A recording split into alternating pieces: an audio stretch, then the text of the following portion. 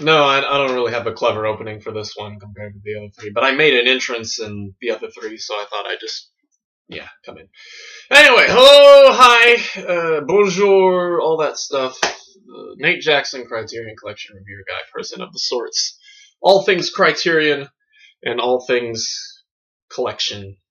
And we are here to finish, once and for all, the Carl Theodor Dreyer box set with Carl Theodor Dreyer, my mentor, number 128. The fourth in the box set, and yeah, I think the final time we see him. I don't know if there's another movie they talked about in this film called Vampyro, Vampyra, or something like that, and I don't know if Criterion released it or not. So this probably is Vampyr, I think, or Master of the House. Yeah, so I don't think that I don't know if pretty sure they don't have those. I probably would have seen them. So basically, this is probably the last we'll see of Dreyer.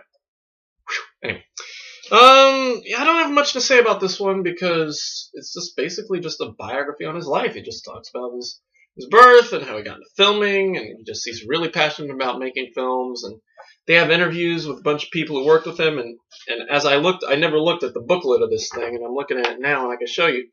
We got Henning Benston, who's the cinematographer on Ordette and Gertrude. Helene Falconetti, who's the daughter of the chick who, what was her name? Renee Falconetti, who played Joan of Arc on Passion of Joan of Arc. Bridget Federspiel, who's in Ordette. Preben Leder-Fry, who's Johannes on Ordette, and he was on Day of Wrath. I forget who he played. You played Martin. Yeah, that's right. Okay. Elizabeth Moven, who played Anne from Day of Wrath, and then Bayard Orr, who played Erlend and Gertrude. Johan Roos, who was a cinematographer. Axel Stroeve, who played Axel, what's his name, on Gertrude. And then there's Thoughts on My Meiter. I guess is an essay by Carl Theodor Dreyer himself, where he talks about drama and music and about the film. Interview with Torben Strolt Jensen. Oh god, let me try that. Yeah, so that's basically it. It's just about an hour. It's how long? 94 minutes from 1995. It's a little dizzying just because it's the main narration is in English, but all the interviews are in Danish or French, or all in Danish with the exception of Falconetti, who speaks French. But the rest of the narration is in English. So I'm curious as to know, I'm wondering, I don't know why that is. Why wouldn't the whole thing be in Danish? Why were Dreyer's words translated in English just for that? And if then, why weren't the subtitles superimposed?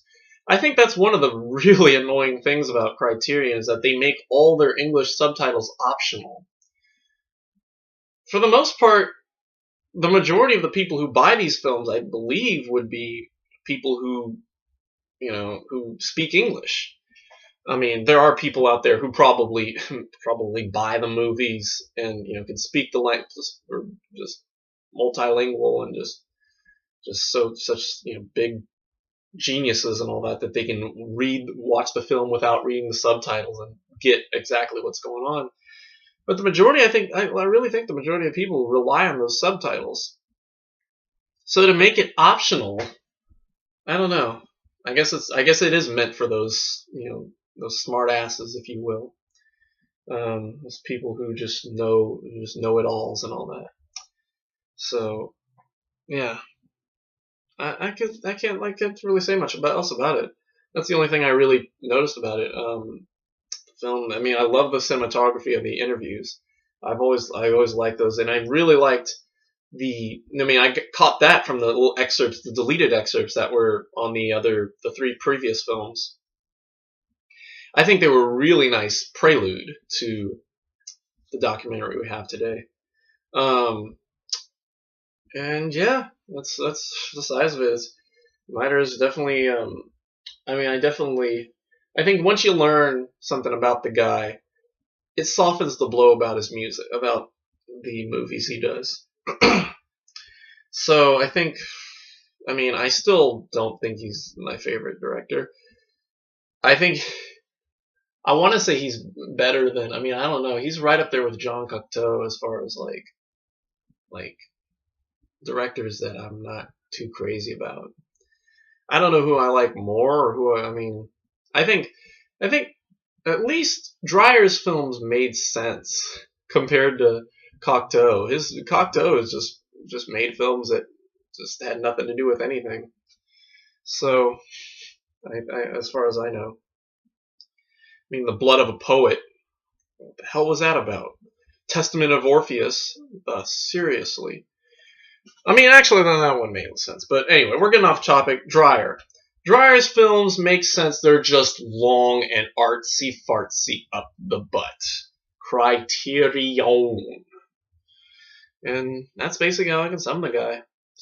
So, yeah, so maybe we'll see Vampyr. I wish I'd have checked it before, but maybe I'll update you in the next film. For now, the documentary was really pretty interesting. Like I said, the language switching was pretty dizzying. And yeah, that's all I can say. This is great cinematography on the interviews, were really interesting stories. And yeah, I'll give it a B. Yeah, give it a B just because. Can't really say much about it. It's a documentary, you know. It's a well shot documentary too. So how about that? Like I said, the language is pretty much is why I'd give it a B. What else we got? Oh, there's a illustrated essay about the Dreyer. There's some interviews, some deleted interviews from a couple of the other, I think from Falconetti and some other people. And yeah, that's about the size of it. So maybe if this is the last we'll see of him, then I gotta say, so I'll just give you my rating. I still think Ordet is his masterpiece. You know, Ordet, Day of Wrath, Gertrude, Passion of Joan of Arc. That's how I rate him. So yeah. So and then I'm not gonna put this in here because this isn't his work. But I mean, I don't know where I'd put this in the box set. I guess I put this before Gertrude, if I was rating all four in the box set. But anyway, so Carl Theodor Dreyer, my Meiter, B.A. We're finally done, unless Master of the House or Vampyr in the thing. So anyway, that's it. That's the last interview or review we'll be doing this year. So thanks for watching. I hope you all have a good new year. I hope your next year is full of Criterion. And yeah, so next we got the first review of the year will be Latru. We'll probably do that one Monday because I'm still waiting on Shop on Main Street and Closely Watched Trains, which haven't even shipped yet. Because I get them from Link Plus schools.